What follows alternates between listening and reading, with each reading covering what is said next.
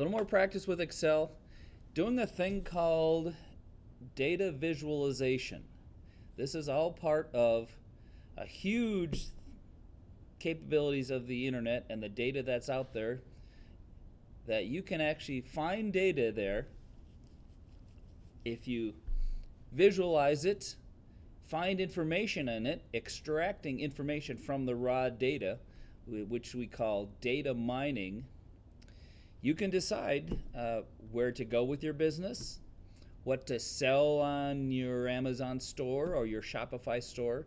If you can find the data that shows you some decision you can make that will make a significant difference in your success, you can do that by finding the data out there on the internet. Doing the research, that's a whole separate study of where do you find the data. I have found some data for you, and we're going to go through a little practice using Excel, just to give you a little bit more practice with Excel as a very powerful tool for your future employment and saving your marriage. And we're going to be getting to that marriage saving formula soon as well. So we're going to do data mining today, and I'll show you how it's done. If you go to Schoology, you will see this assignment. Let me pop that up. Underneath the assignments, it's called Internet Data Import and Excel River Data Analysis. Here is the homework. I have given you links to go get the data. So part of this is finding the data on the internet, and then finding a way to bring it into Excel in order to visualize it. So not only is this an Excel practice, it's a exploring of a fairly user-friendly location to get data. So that's the homework: Internet Data Import, Excel River Data Analysis. And we're eventually going to bring the data into Excel. So let's go ahead and start Excel. We'll start a blank worksheet.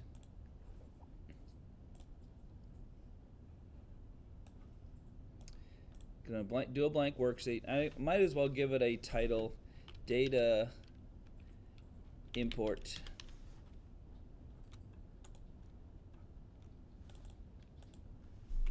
and Visualization. You might as well put your name in there, so let's put in your and the date.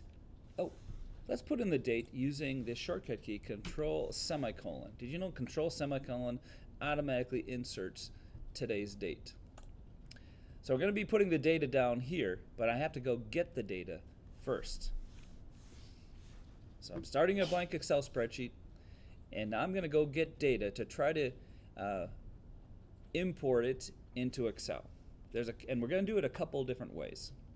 We're going to do it the hard way first, because this is we want to do things, find out how we can get that data.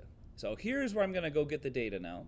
And what we have is a little bit more information about the Mississippi River, which we're living on. Now this could be data regarding marketing of a particular product you're selling. But let's do something that I've explored enough to know how to get the data, because finding the data, that's a whole nother task. So I've located a good place to go get raw data. I can click on that link, and it redirects me. I can just click on that or wait 5 seconds, and it will finally take me there.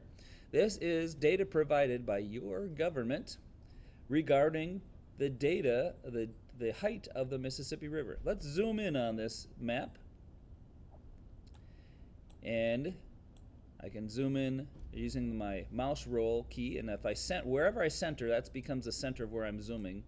If I go up to the town of McGregor, we see that is the river height. There's a little lake there near Prairie du Chien, and coming into the Mississippi is a fairly reasonable sized river, the Wisconsin River. So we're going to measure the height of the river just before the Mississippi meets the Wisconsin River. Now I'm sure there's a little backflow going on too, so if one's higher than the other, the Wisconsin River may do a little reverse flow if there's a flood coming down Wisconsin. But let's view the data at McGregor, right up just a few miles north near the border of Iowa there. And let's click on McGregor and click Access Data. It takes me to the page of the available data.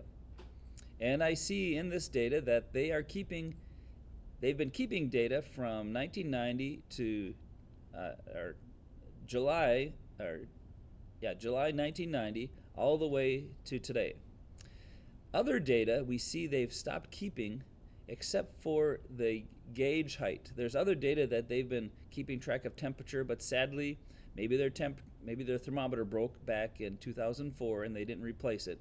But they are still keeping track of the height of the river. So let's go see how we can get at that data by clicking here on Historical Observations. I could probably get there by going Daily Data, but let's do Historical Observations because they provide a nice little graph already for us of the last 7 days, the last 30 days, or a year of data. And we would like to, we want to do more than 7 days of data, although we do see in this last week there was a little bit of a bulge there. I got some rain up in Minnesota. Let's see what 1 year looks like at McGregor. And it does a year since last April 9th to April 8th today. And we see that last April they had a little bit of a flood going. Got pretty high, 22 feet. I'm assuming that purple is flood level. I'm not sure. And then it's been low since and just had there's that little bulge from this week. So that's a year's worth of data. Let's grab this year's worth of data and we want to graph it ourselves just to give us practice. We have this lovely graph showing us what it should look like if we've graphed it properly in Excel. So how do we get the data? Let's go down below here and see that I can right here do the download of data so then I can view it in Excel. So that's what I want to do. I'm going to click here on download data after setting this time span to be 1 year. So I'm going to get 1 year's worth of data from last year, the year since today, or before today. So I'm going to click download data because I want to know how to use this data and practice visualizing in Excel. So I download data. I click on the data that I want is the primary time series. I don't need information about this location. I want the primary time series. And now click retrieve. And instead of giving me a file, it shows me the file in the browser and it shows me all the data. Now let's go ahead and save this data by doing Control S. Control S tells your browser, save what I'm seeing right now. Saving a website can be very useful. In this case, I'm saving the page I'm on. It automatically recognizes this as a text file, and I'm going to browse over to where I'm downloading it. Now, if you don't get a pop-up like this of where to download it as, that means it's going to be going to your downloads folder. And we see that it gives me a file name of this long name. I'm going to put in front of that, I'm going to put April 2022 2024, or sorry, 2023-2024. So that's a year's worth of data that I have downloaded. I like having control of the name of the file. Yes?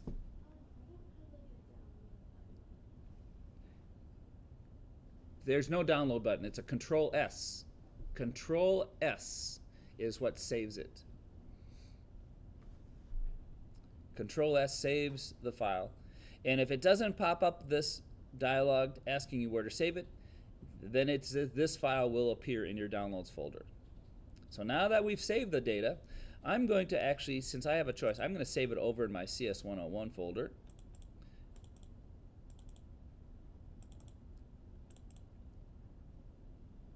I'll save it in here as a text file in my 2024 spring file.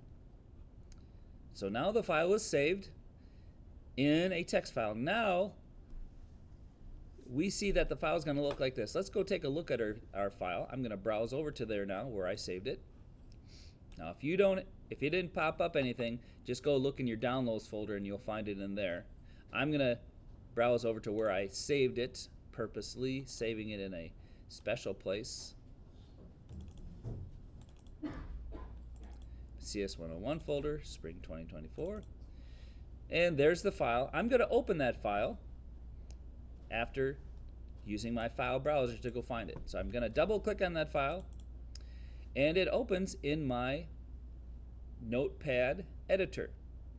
The reason I'm opening this in my Notepad editor is I don't need all these lines. I want to get rid of these comment lines at the top, and I want to delete everything up to where the data is.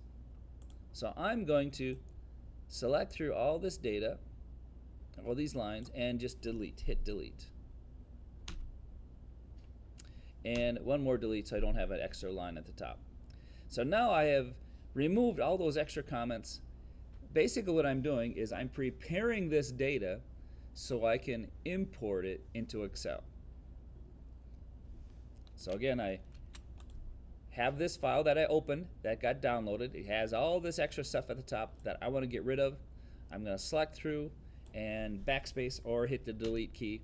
One more delete so I don't have that extra. And I'm going to now do a Control S, save that file from inside of Notepad. So now this is my raw data. You okay?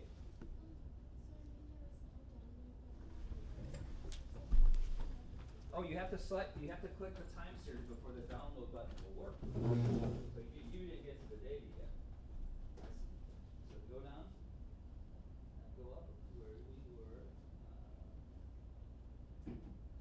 So you went to a different web page than where I was at.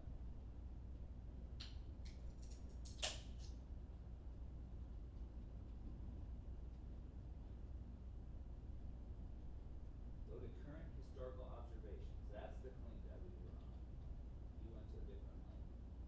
Now click the 1 year button up at the top. Go up to the top. Up, keep going up. So the 1 year. Now go down and choose the download data. Download data. And now click primary time series. And now retrieve. You were on a completely different page than I'm taking you to.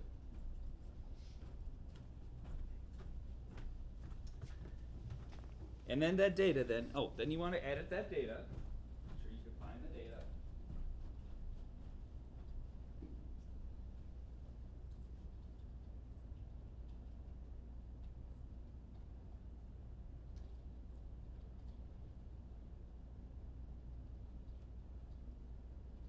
You want Control S. Control S. This is where the data gets saved. And now look where it's going now. So it's going to your cs101 file. Okay, go ahead and click save. And now go browse over to where you just saved it.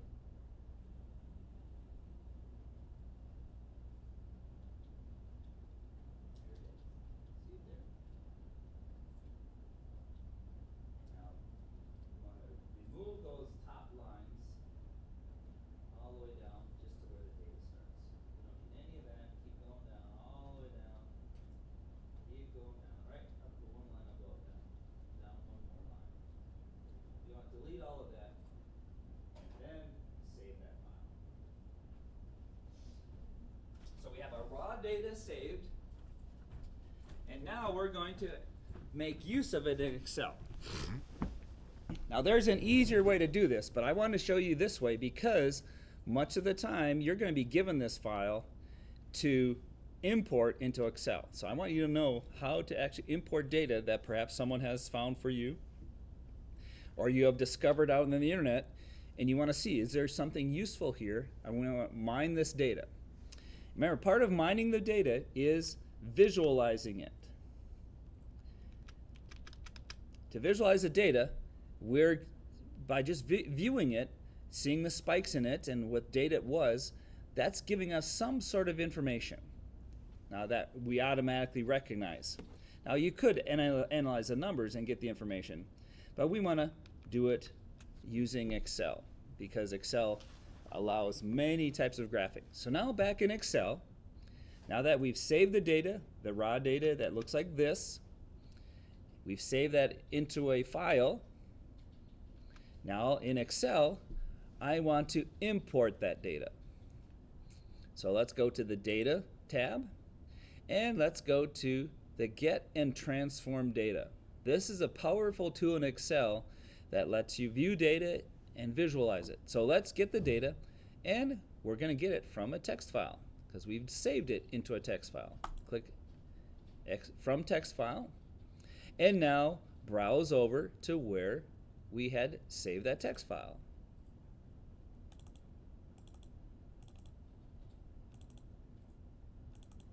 And there is the year's worth of data before today. I'm going to click on that and choose import, or double click.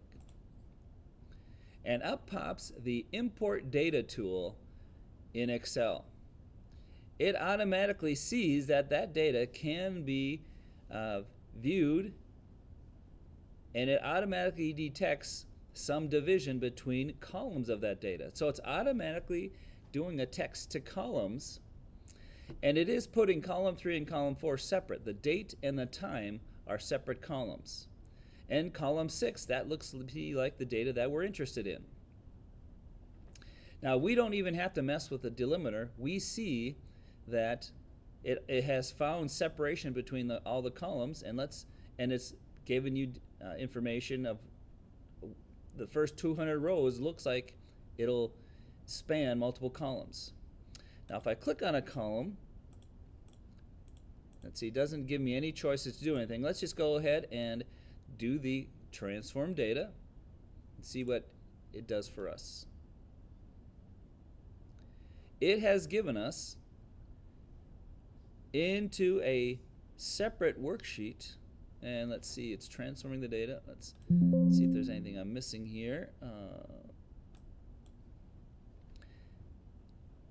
I don't need to see the query settings. It has transformed the data for me. And let's do the close and load. Or actually, we can remove some columns. Let's go ahead and select a column, and let's remove that column. Let's see, I can remove columns. Let's see, that column, that's pretty useless. Let's remove that column. Date and time, those are useful. We don't need column 7. I can click on that, remove column. Now these two columns, if I select that one and control select that one, what happens if I choose columns? Keep or remove from this table. Oh, we'll go with those columns of data. Column 1, I'm not going to remove any columns except those other ones that I already had. Now let's go ahead and do the close and load. So the import data gives me some way to modify the data before I actually bring it in. Let's close and load. And look at that. It has brought the data in 3 columns. It has put it on a separate worksheet. Here's my original sheet. Here is the data that we imported. Now it gave me an extra row here with column names in them. I don't think I need that row. Let's see if it'll let me delete that heading row. Yep.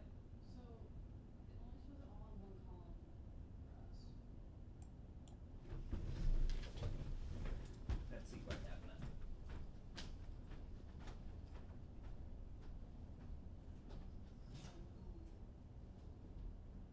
Oh, you didn't remove the extra stuff at the top of the file. That's why it's messed up. You needed to remove that data before you did the import. Well, you didn't save it. You got to save the file.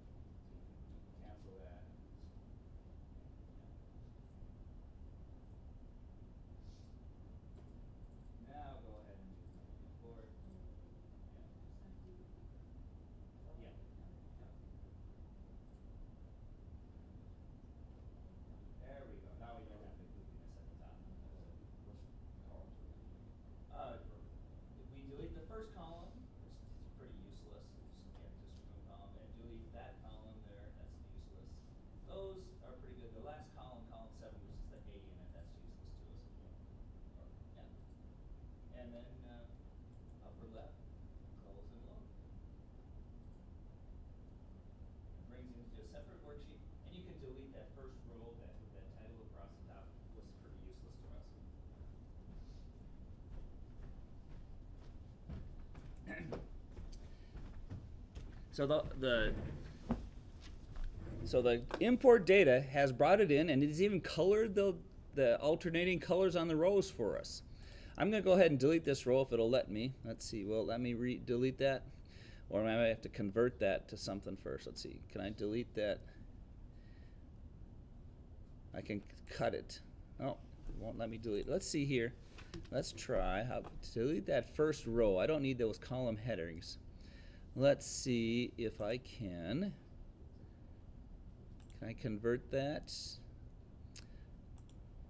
I want to delete. Let's try the delete there. No, I don't want to delete that. Oops.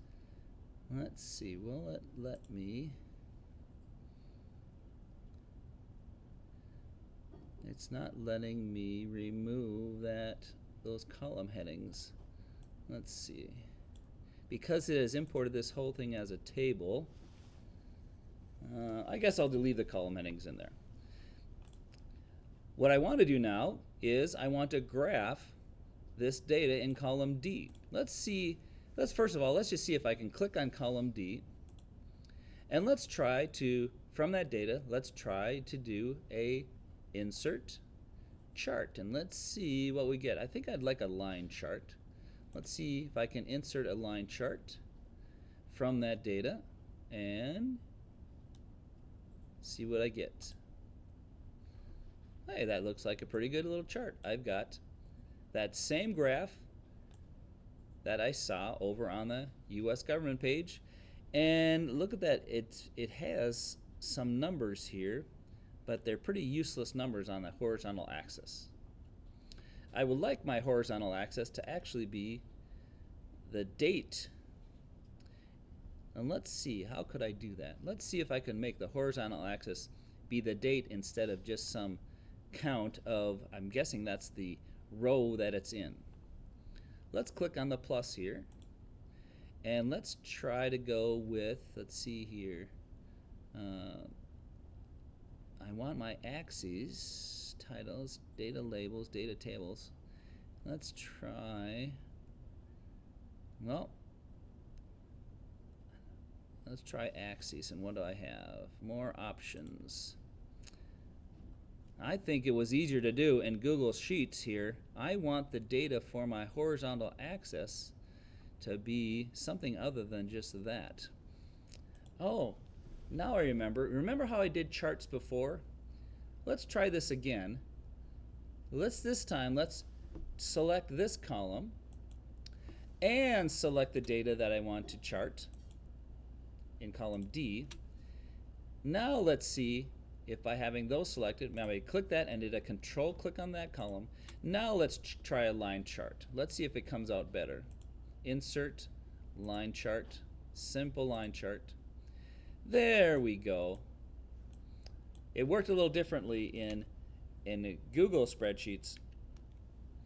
See how by having that column selected, it automatically became my horizontal axis, and now when I hover over anything in my chart, it shows the date of that data down below in my legend. Let's do that again just for practice. If I only graph the data, it doesn't give me a good horizontal axis. If I choose column A and control choose column D, now do the insert line chart, I have the dates shown across the bottom. Now we could move this chart and everything, but let's just resize the chart, make it nice, right up at the top of our spreadsheet, and let's give it a title here. Let's go Mississippi, April 23, 4/23 to 4/24.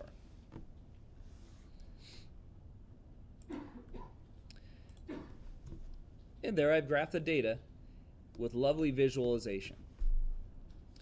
So you've learned this part now. We've done the data import this time and brought it into a separate table, selected two columns, and I have a lovely graph. But how about last year? What if I could compare the data 2022 to 2023, could I start to see that, hey, I'm always going to get a flood in April? Let's see if we can graph the previous year's data now to do a little bit more visualization. So I'm going to, before I forget, I'm going to do a Control S, save. I'm going to save it in my homework folder, give it a name, JSmart River Data Analysis.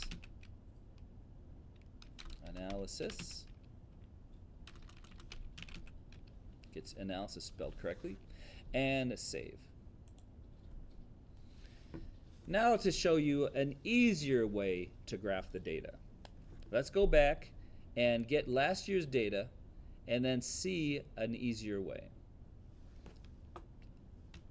Going back to the website now. Now that's the file. Let's see. Here's the website. Gonna close the last year's data, and this time I'm gonna change my time span to be a year ago span of data. So from April 22 to April 23. I can do that by clicking change time span, and I can type in here 04/09/2022. Oops. 2022. Oh. 04/09/2022 to 04/09/2023. So this will give me the year prior, April, and I think it's to April 8th, 2023, to get the exact, 04/08/2023. So the previous year's data, April 9th to April 8th the next year. And now I click change time span to update my graph now. Now let's see, my graph is updating. It shows, yes, there was a flood towards the end of April towards the end of April in 2022, and it got high again in the April of 2023. So let's now get that data.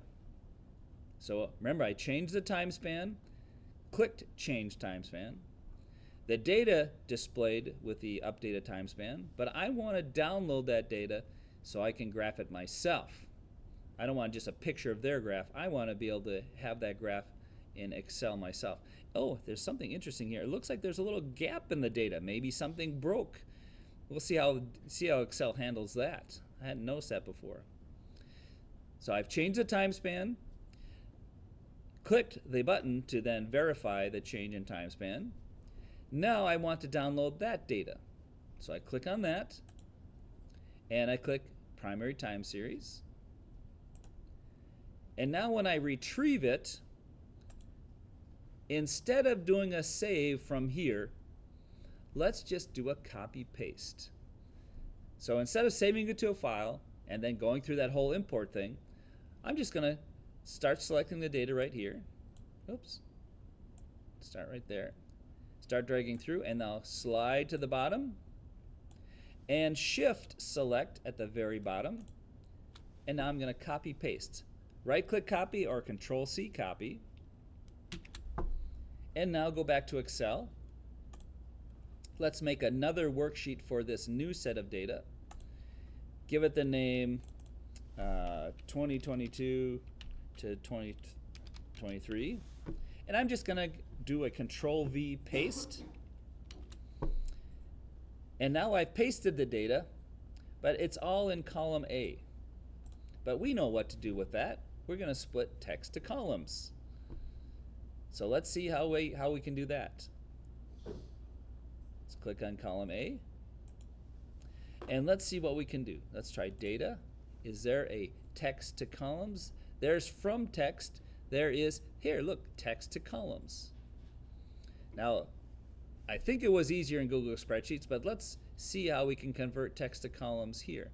I think, will a right click do it as well? No, a right click doesn't do a text to column.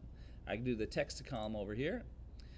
It lets me go through a similar type of querying of, let's go see if we can go through delimited text. It looks like there are not tabs there. How about commas? No, commas don't split the data. How about semicolon? No. How about space? Spaces, being the delimiter, will see that it will separate my data into separate columns. Yep. I saved my document and it deleted all my data. It said the file was corrupt or something. Okay, let's come help you with that.